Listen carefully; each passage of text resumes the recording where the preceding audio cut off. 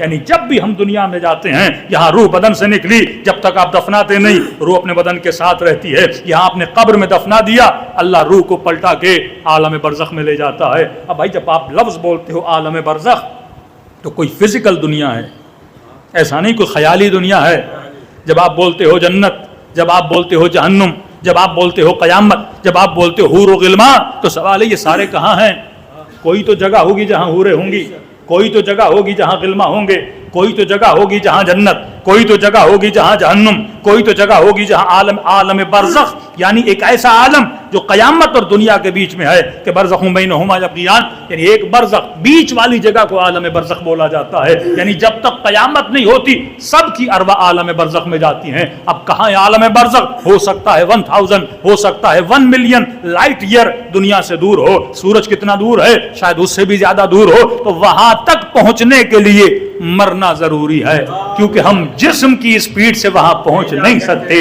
سب سے زیادہ جو لائٹ سے بھی زیادہ اسپیڈ ہے وہ روح کی اسپیڈ ہے. تو کئی جوان کہتے ہیں مولانا ایسا نہیں ہو سکتا کہ ہم اسی دنیا میں عالم برزخ میں چلے جائیں. میں نے کہا نہیں، جسم 60-70 سال زندگی جیتا ہے، بہت زیادہ جی لوگے 100 سال، بہت زیادہ جی لوگے 150 سال، اس سے زیادہ تو زندہ نہیں رہ سکتے. اور اگر جسم کے ساتھ ٹریول کرو گے تو کروڑوں سال لگ جائیں گے پہنچتے پہنچتے. لہٰذا مرنا ضروری تھا. اور مرنے کے بعد جو روح کی اسپیڈ ہے within 5 minutes, within 10 minutes, within 15 minutes انسان عالم برزخ میں پہنچ جاتا ہے. اب ظاہر ہے عالم برزخ میں جائے گا تو سب سے ملاقات پہلے کہاں ہوگی؟ کہ اگر خوش نصیب ہوگا تو وادی سلام جائے گا، خدا نخواستہ اگر بد نصیب ہوگا تو وادی برہوت جائے گا. اب حدیث معصومے کا جیسے جائے گا تو جو اس کے رشتہ دار ہیں، اس کے والد، اس کے دادا، اس کی کوئی خالہ، جتنے بھی اس کے قریبی رشتہ دار ہیں وہ اس کے استقبال کے لیے عالم برزخ میں آئیں گے. کہتے ہیں پہلا ایک تو اس کو دیکھ کے ان کو خوشی ہوگی. اپنے مردوں کو سب سے بڑی خوشی یہ ملتی ہے جب ان کا کوئی رشتہ دار ان سے وادی سلام میں ملنے آتا ہے. میں نے کہا نا مرنے والے یہاں سے بے خبر ہیں، اس کی دلیل یہ حدیث معصوم ہے کہ جیسے اپنے رشتہ دار سے ملیں گے خوشی کے مارے، یہ ماں بیٹے سے گلے ملے گی، یہ باپ اس سے گلے ملے گا. آپ سے بچھڑا آپ کو غم ہوا، ان سے ملا ان کو خوشی ہوئی. جس طرح گھر میں ایک بچہ پیدا ہوتا ہے تو ماں کو خوشی ہوتی ہے، فرمایا دوسری پیدائش اس مرحوم کی ہے، جب مرتا ہے تو ماں کو خوشی ہوتی ہے، کیونکہ 20-40 سال کے بعد اپنے بیٹے سے ملتی ہے. وہ باپ اپنے بیٹے سے ملتا ہے، اولاد سے ملتا ہے. بالکل جس طرح آپ ان کو یاد کرتے ہو اسی طرح جو یہاں سے مر کے وہاں جاتے ہیں وہ یہاں والوں کو یاد کرتے ہیں، کیونکہ ایک بہت بڑا فاصلہ ہے، ان کو نہیں پتا. خوشی کیوں ہوتی ہے؟ معصوم فرماتے ہیں ایک تو خوشی ہوئی کیونکہ یہ کہاں پہ آیا؟ وادی سلام میں آیا. وادی السلام سلامتی کی وادی، جہاں پہ سلامتی ہے، جہاں پہ رحمت ہے. کہ اس سے ملیں گے، گلے ملیں گے، خوش ہوں گے. پہلا سوال اس سے کیا کریں گے؟ معصوم فرماتے ہیں اس سے پوچھیں گے بتاؤ تمہارا بھائی زندہ ہے کہ مر گیا؟ تمہاری بہن زندہ ہے کہ مر گیا؟ میری بہن زندہ ہے کہ مر گئی؟ مطلب وہ اگر ماں سے ملتا ہے تو ماں پوچھے گی، باپ سے ملتا ہے تو باپ پوچھے گا میرا بھائی زندہ ہے. مطلب ان کو نہیں پتا کہ کون زندہ ہے کون مر گیا. اگر وہ کہے گا مر گیا تو کہتے ہیں غم کے مارے چہرہ نڈھال ہو جاتا ہے. اس کا مطلب مرا تو یہاں نہیں آیا، وادی برہوت میں گیا. پوچھے گا بھائی مر گیا؟ تو اگر کہے گا بیٹا ہاں بابا وہ بھی مر گیا تو کہتے ہیں وہ غم زدہ ہو جائیں گے. اس کا مطلب مرا ہے، ہم سے نہیں ملا، وادی برہوت میں جہاں پہ عذاب دیا جاتا ہے وہاں چلا گیا.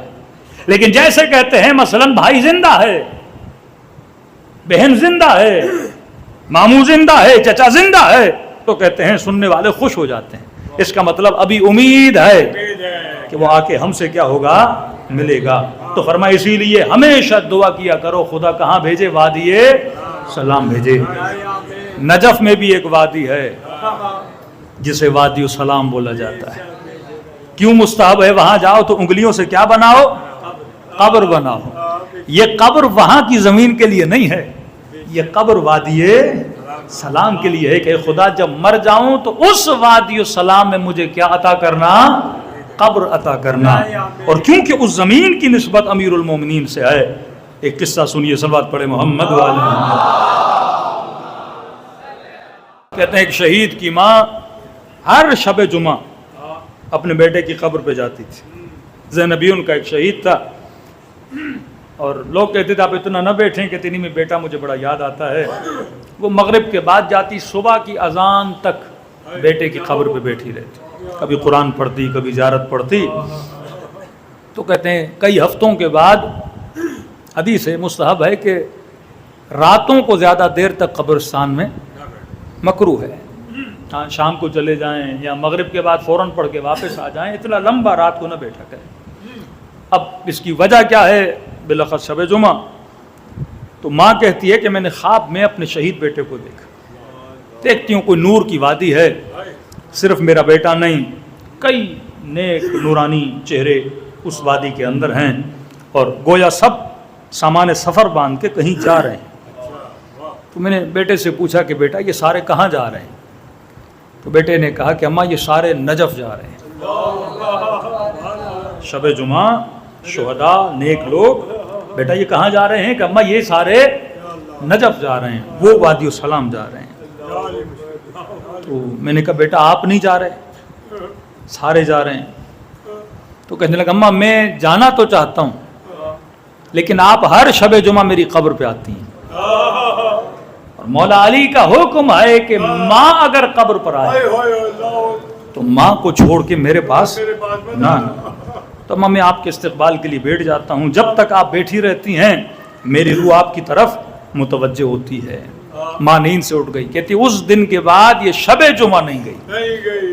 کہتی دن کو چلی جاتی تھی, کہتی میں اپنے بیٹے کو علی کی محفل سے محروم کرنا نہیں چاہتی. خواب اس لیے بیان کیا کہ کوئی حدیث سے ملتا ہے. غالباً جناب قمبر یا جناب سلمان کا واقعہ ہے کہ مولا علی وادی السلام سے گزر رہے تھے, اسی شہر کوفہ کا قبرستان جس کو وادی السلام بولا جاتا ہے, علی طالب اس قبرستان سے گزر رہے تھے. غلام امیر المومنین کہتے ہیں کہ مولا رک گئے, اور رکنے کے بعد علی نے کلام کرنا شروع کر دیا. کہتے مجھے کوئی بندہ نظر نہیں آ رہا لیکن مولا باتیں کرے جا رہے ہیں. کہ 1 گھنٹہ گزر گیا, 2 گھنٹے گزر گئے. مولا کا غلام کہتا میں تھک گیا, تھک کے پھر بیٹھ گیا. جب بیٹھا تو مولا کا کلام ختم نہیں ہوا, کئی گھنٹے تک امیر المومنین کلام کرتے رہے.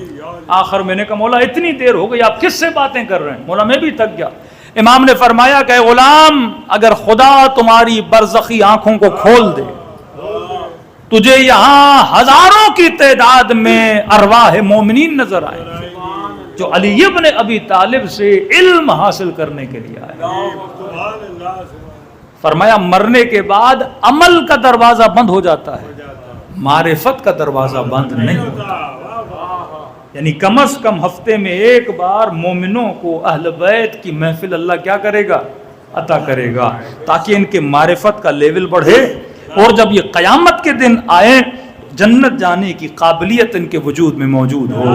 کیونکہ جنت وہی جاتا ہے جو صاحب معرفت ہے, جس کے اندر معرفت نہیں ہے دخول جنت نہیں ہے. تو عالم برزخ مومن کے لیے ایک ایسی جگہ ہے جہاں انسان کو علم عطا کر دیا جائے گا. لیکن سوال ہے برزخ میں بندہ کب جائے گا؟ جب بندہ عمل صالح انجام دے گا.